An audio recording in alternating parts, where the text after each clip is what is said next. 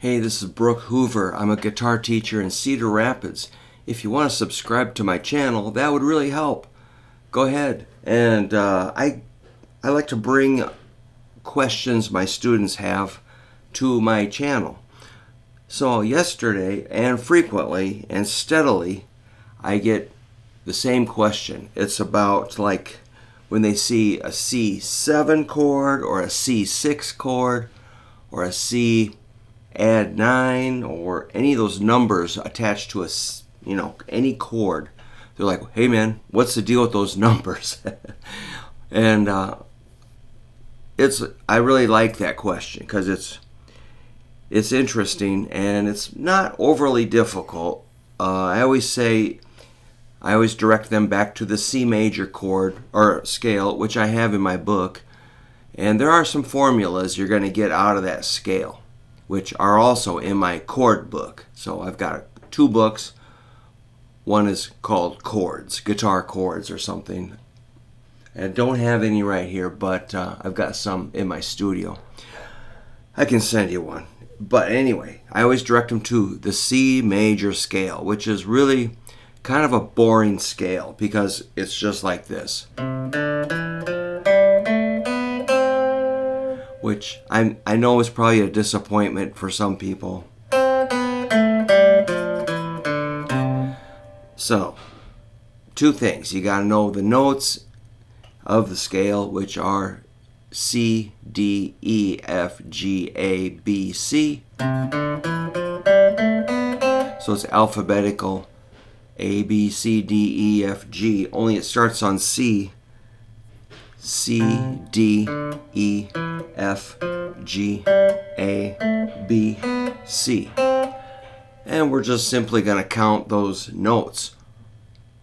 And that's really important. It sounds kind of like ridiculous, I think, but it's just C, or 1, 2, 3, 4, 5, 6, 7, 8, which is the octave. Here's the 1 and the 8. C, C. So you can call them both the 1. Hear that?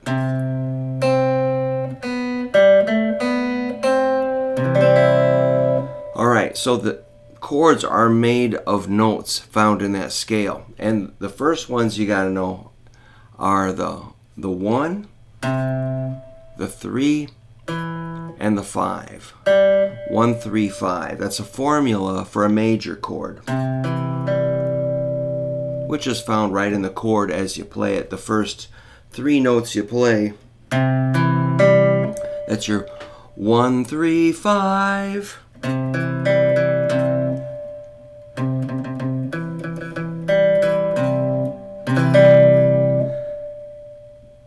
That's pretty important to understand any of this. You have to be able to do that. First the scale, knowing the notes is going to help you, and counting to 8, and then recognizing the 1, 3, 5. That's what makes a major chord, 1, 3, 5. If you keep playing the whole chord as we normally would, that's just another 1, that C up there, and here's our E, which is a third. If you happen to hit all 6 strings, this is another third, the low E. But that might be too much bass and too much E. So if we strum it like,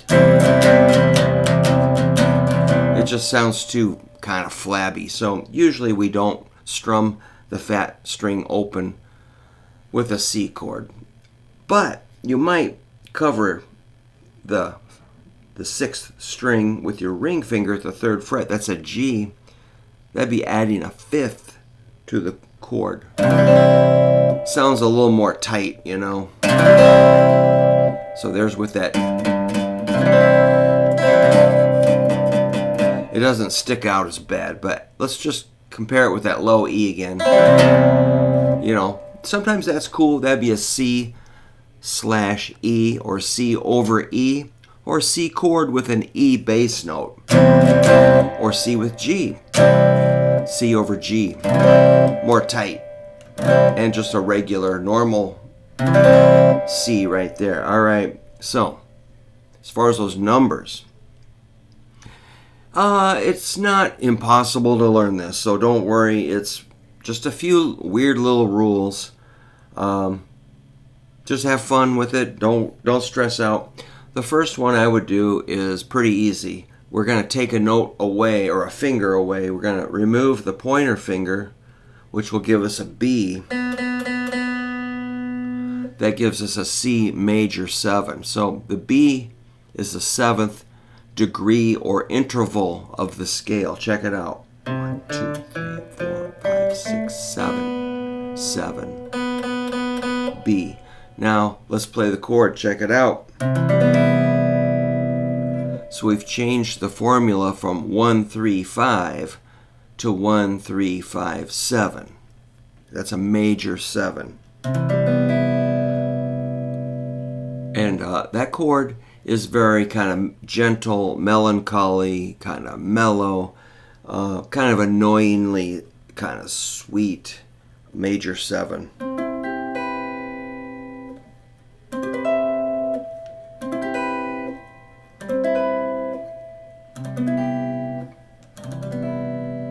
Oh, it's kind of like making me tired.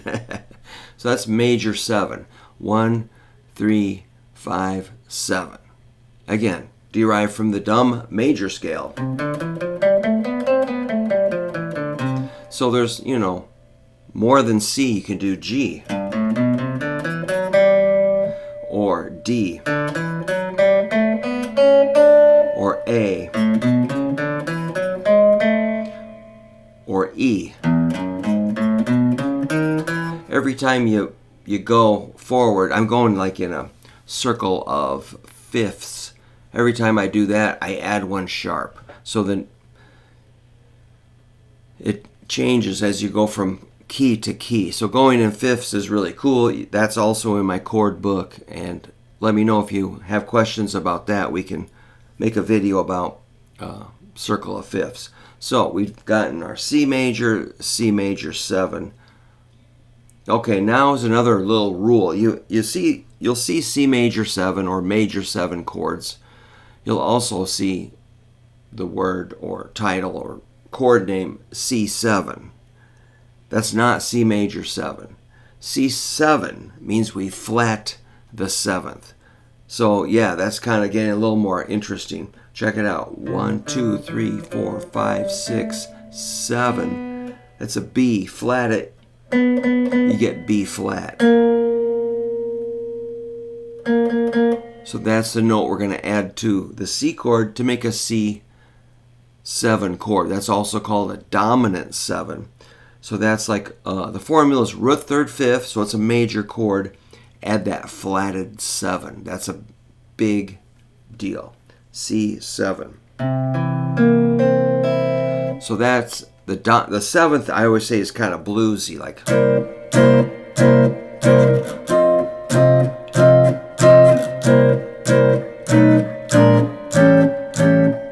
Those are all 7th chords.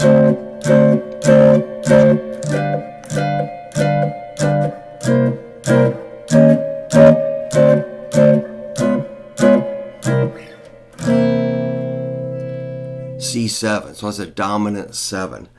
And it goes on and on. So these formulas are all in my book. So if we take that 7 and take it down 1 fret, that gives us a 6th interval. So we can make a C6.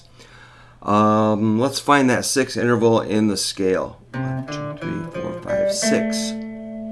The 6th note in a C scale is A.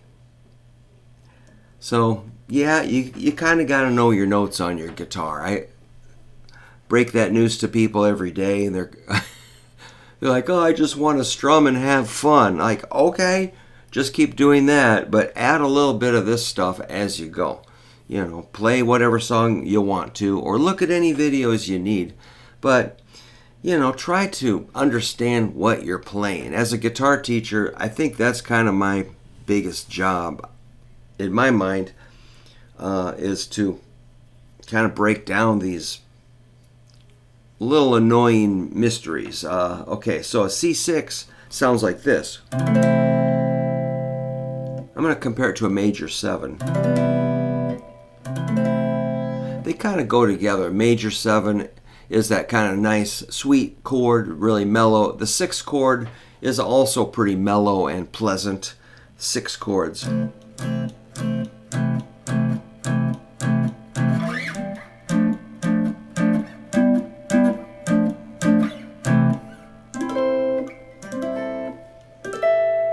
Few 6th chords, so there's a few of them. So that chord, the formula again is 1 3 5. Add the 6th interval of the major scale. 1 2 3 4 5 6. That's how it works. So that shape really kind of looks like an A minor. Add your pinky out here for the bass note, the C. And you can move these up the neck.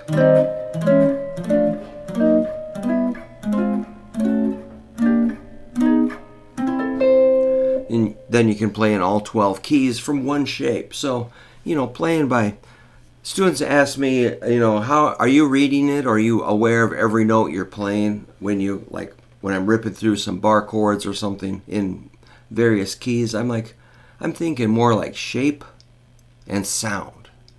The shape of, whatever, like going.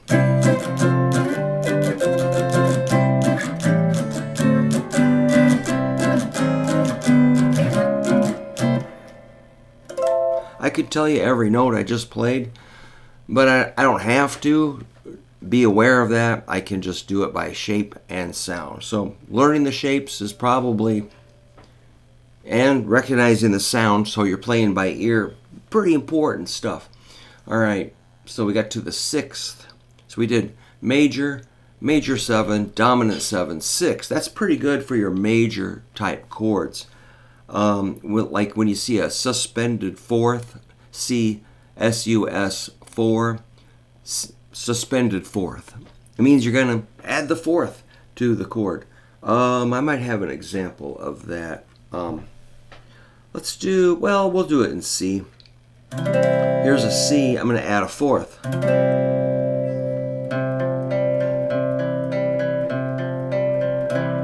1 2 3 4.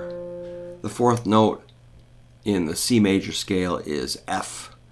So C is kind of weird because you also have, you really don't want to leave the 3rd hanging. So I've got a first string open is a 3rd. So if I add the 4th and leave the 3rd, it's basically an F against an E, which sounds like this. It kind of fights. Or maybe I'll give you this example. Let's see. How about this? So it's got that, since they're a half step apart, they kind of fight. But, so you might want to not hit the skinny string with that. Check it out.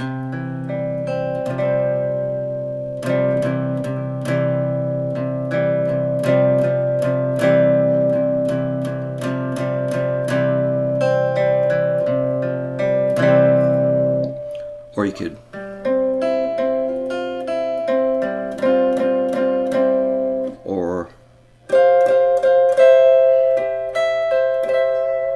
So a C or a suspended 4, you're just adding the 4th note of the scale.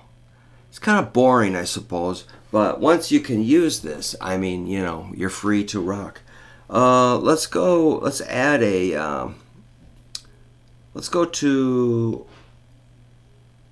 to our 3rd. Here's our major chord.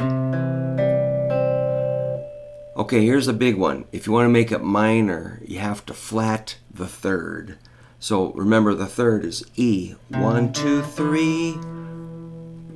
C chord is kind of a dull chord. It's not that exciting.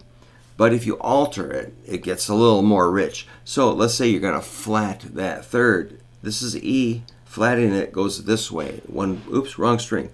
1 fret down. 4th string, 2nd fret, down, lower. 1 fret is that way.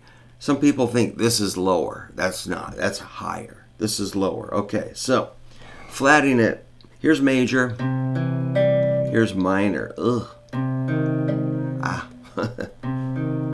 Kind of difficult. So I'm going to avoid the 2 skinny strings. I'm just going to check it out. Root 3rd, 5th.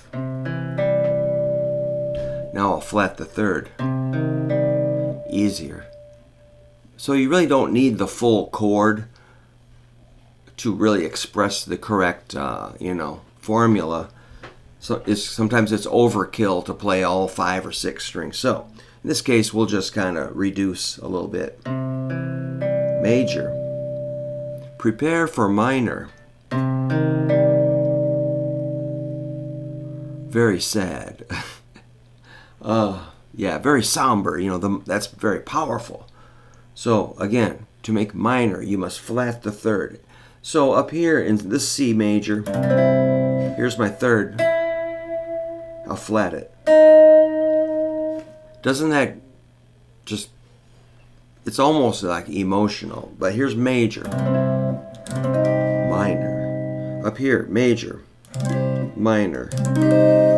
Here's major, minor, major, minor. It's kind of awkward here.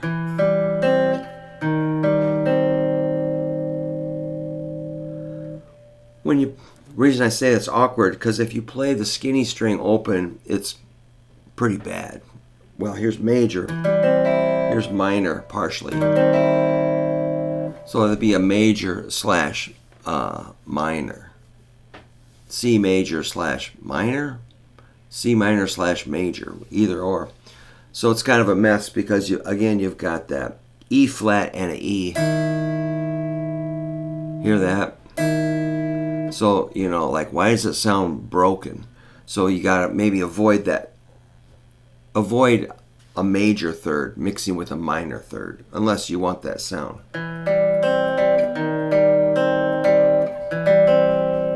That's a big one, the minor. All right, let's do one more. I realize this gets pretty boring, but it's important. Let's take, let's go for a suspended 2nd or add 2nd.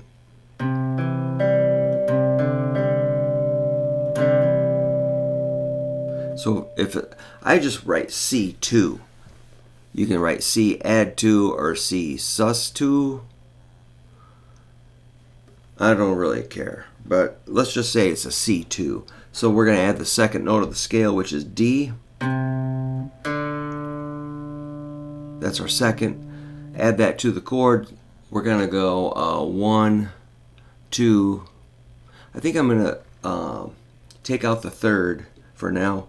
I'm going to have 1, 2, 5. Then I'll take it to the C.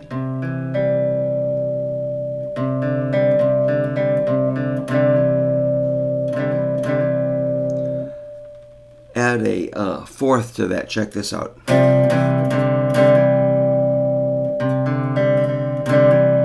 I wonder if a suspended 4th is called suspended because the sound just kind of hangs there. Where are you going with that? Take it somewhere.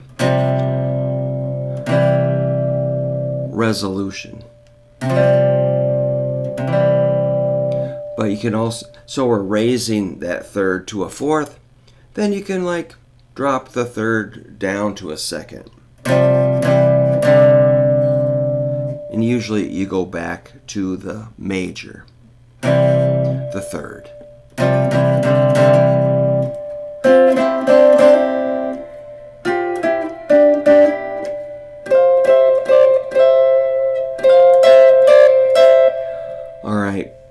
That kind of intersects with another question. A guy last night asked, what's the deal with the caged system? He started to go. He was trying to play this, but he kind of was. He's like, okay, man, let's just take it from the top and let's do the scale, do the intervals, and then we start doing those caged. But instead of this. Or actually I meant to do this. The horrible. The full, kind of a chore, but it's important. I said, let's just do them as like 3-string versions like this.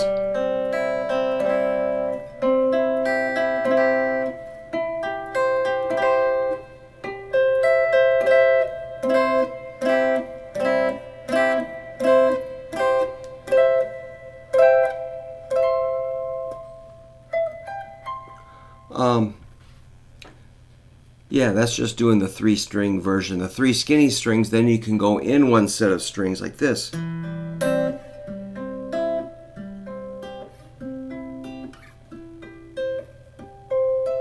And then you can go in one more set of strings.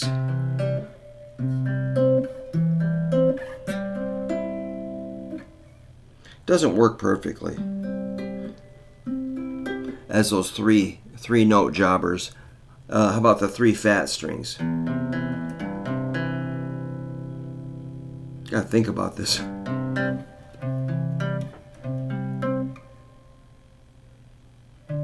No, that's no good. Well, it's a mess. I made a mess.